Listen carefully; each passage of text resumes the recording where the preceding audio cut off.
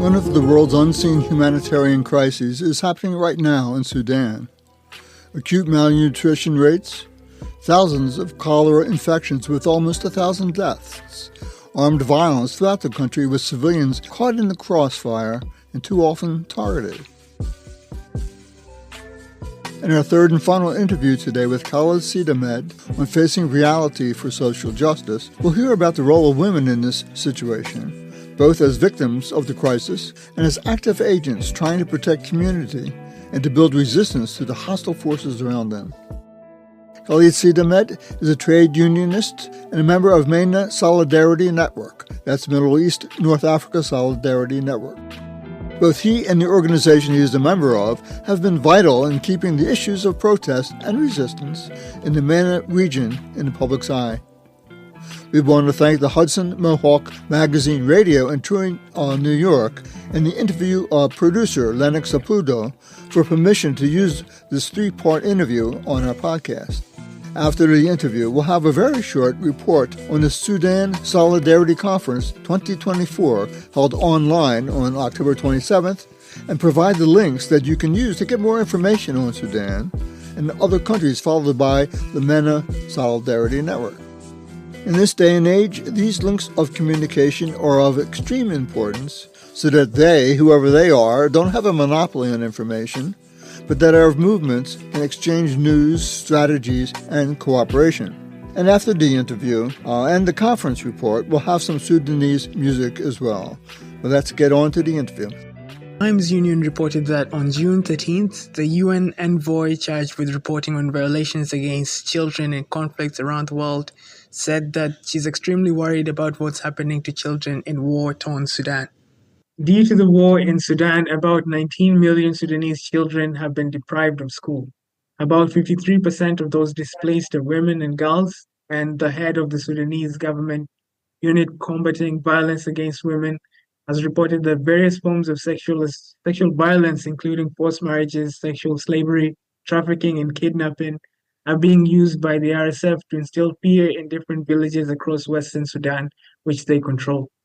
In this third of three segments, we discuss the impact of the Sudanese war on women and children and how the resilience of Sudanese women continues to be the beacon of light during the country's darkest time. We'll be speaking with Khalid Sudahmed, an anti-war campaigner and a member of the editorial board of the Middle East and North Africa Solidarity Network, MENA Solidarity, based in England. He's also a trade unionist, a member of the Portsmouth Trade Council, the Equality Officer of Unite the Union, which is the second largest trade union in the United Kingdom. Welcome to the show, Khalid. Thank you, Lennox. So to my first question, what is the significance of the phrase, liberty is not a statue anymore, she's alive with flesh and blood? And why is a symbol that accompanies this phrase a woman? And in general, what role have the Sudanese women played in the revolutions enduring the current war? The Sudanese women are the beating heart of our revolution, and they organized marches and protests. So if we go even back at the beginning of the revolution from 2018, we saw them on all the marches and the strikes, and even the famous march of the 6th of April 2019. This is a very famous, one of the famous marches in the revolution. It was a woman who signed the beginning of the march that ended with a sit-in in front of the military headquarters. It was quite an epic scene. You see them, I remember that scene, you see the revolutionists gathered in a big market with only a few knowing the details and directions of the march, because the security services and other forces, they were tracking them badly. They were ready to kill anyone, torture, and do all these things. And you see those revolutionaries gathered in that big market, but they were scattered around the market to avoid bringing attention to themselves, and some of them they pretended to be shopping or waiting for local transport or doing any other everyday activity. So they confused the state forces. But suddenly, a woman stood in the middle of the market, ululating like in a war, which is a Sudanese tradition, and started chanting freedom, peace, and justice. Revolution is the choice of the people. And within just literally a few seconds, thousands joined the march. It was quite heroic moment. These women, they provided first aid and medical help to the protesters attacked by state forces and militias. In each march there were at least one or two fatalities. There were injuries, and they used all kind of weapons to stop the protesters. But their significant role even didn't stop there. So during the war, they have been the mothers and sisters who look after families, secure food, and arrange refuge journeys to safer places. So also they are a major force that we rely on to build the new Sudan when the time comes. And actually, we call them in Sudan Kandakas. And Kandaka means for queens and queen mothers of the ancient kingdom of Kush, which was in Sudan about 4,000 years ago and ruling over Egypt and neighboring countries. So this is just a short glimpse into why we say liberty is not a statue anymore.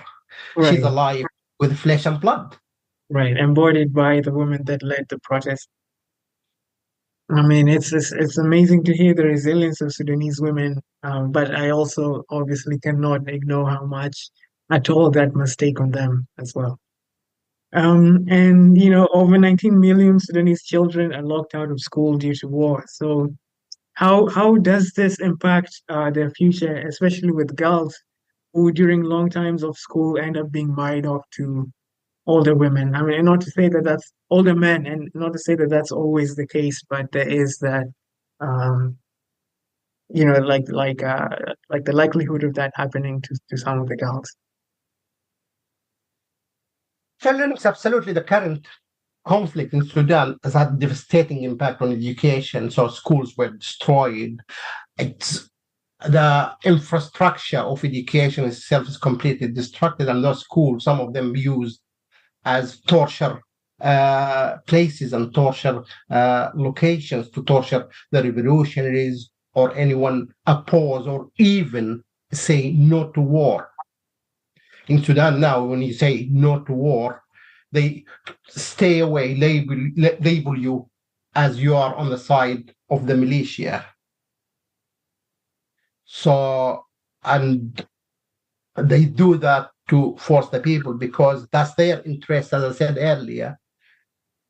Their ultimate interest is to come back to power, regardless of anything different from that, you are a traitor to the country. So they use this. But when you say 19 million children, that's a quite staggering number, and that's roughly 1 in 3 unable to attend schools. Wow. And this has a ripple effect on their future in several ways. So first, if you, for example, missing out on education limits their opportunities later in life. They will have few skills to find decent jobs and contribute to the Sudanese economy and to the wider economy. And secondly, for the girls, the situation is even more critical. When schools close, girls are particularly vulnerable to child marriage, and families struggling to survive may see marriage as a way to secure their daughter's future, even though these marriages often involve much older men and can lead to early pregnancy and health problems and limited opportunities. But this perpetuates the cycle of poverty and lack of education for future generation.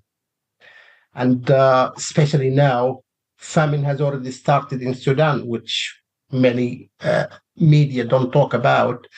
And the coup government, which we have at the moment, they don't even want to mention it.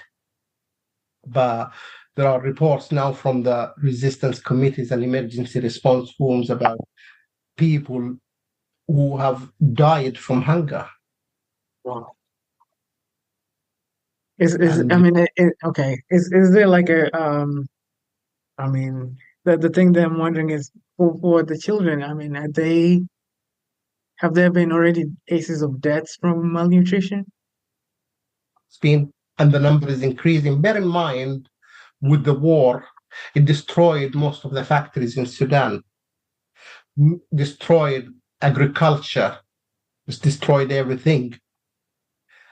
And I'm sure that the listeners who have been with us throughout this journey of deconstructing what's led to today's war crisis in Sudan are probably wondering like how can they help, if they're concerned about what's going on, how can they help with advocating for a cease to the Sudanese war?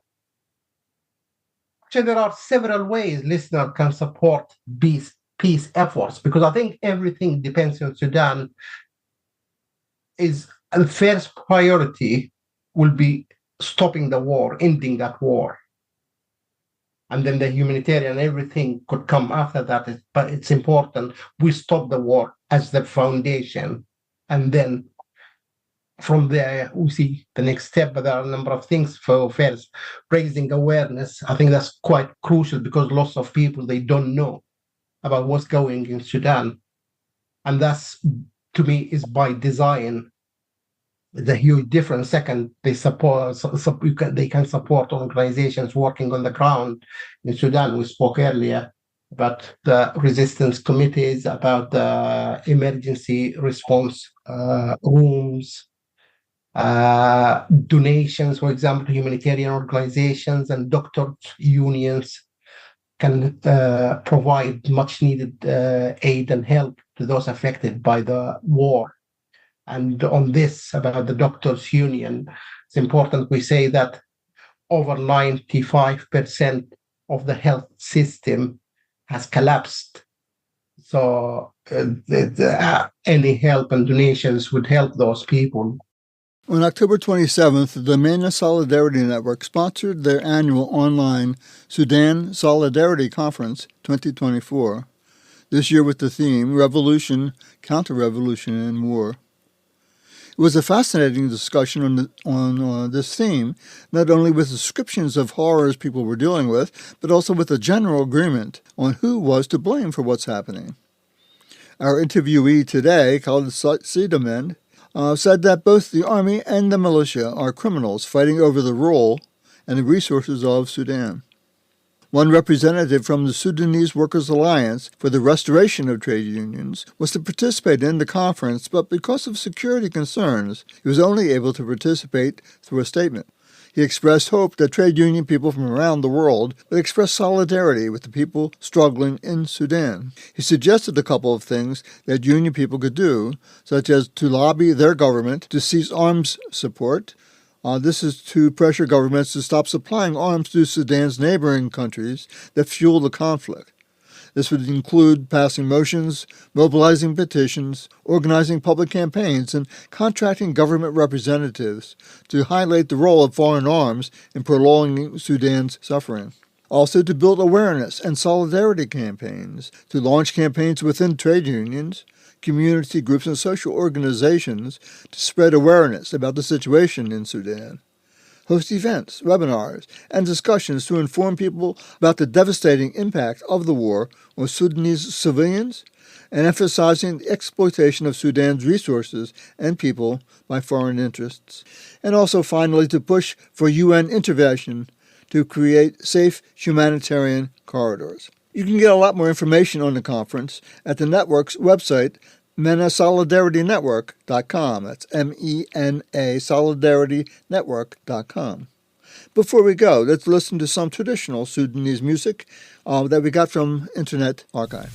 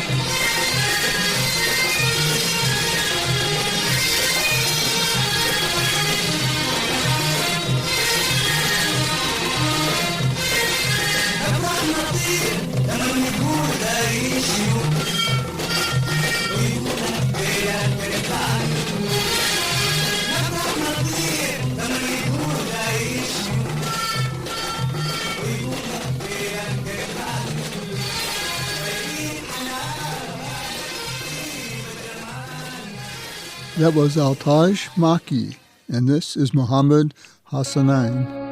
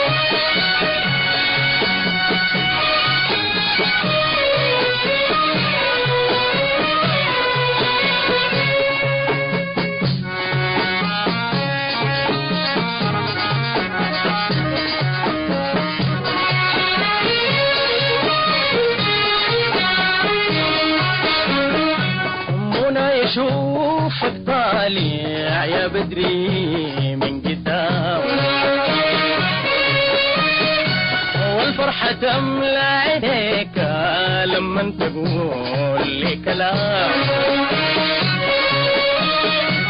منى يشوفك طالع يا بدري من قدام والفرحة تملى عينيك لما تقول لي كلام عينيك كم ساقوني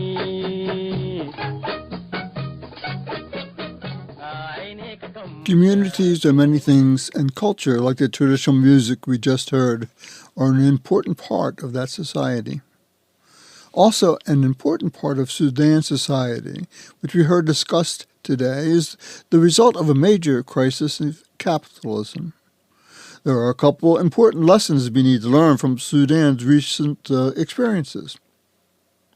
Sudan had a major popular uprising a couple of years ago that resulted not in victory for the people of the country, but with compromise with domestic and international forces of quote-unquote stability. We need to have confidence in ourselves and in our power. we should also see Sudan's resistance committees as a model for resistance to the international spread of reactionary and fascist forces. These committees must be independent not only of the traditional players of political life, but also of the NGO groups, even if they are well-intended, that act in the interest of their sponsors. I hope these 3 interviews we've played with Khalid Sudahmed has helped give some perspective on the importance of working together and learning from each other's struggles. At least that's what I think, and I'm Wayne Heimbach.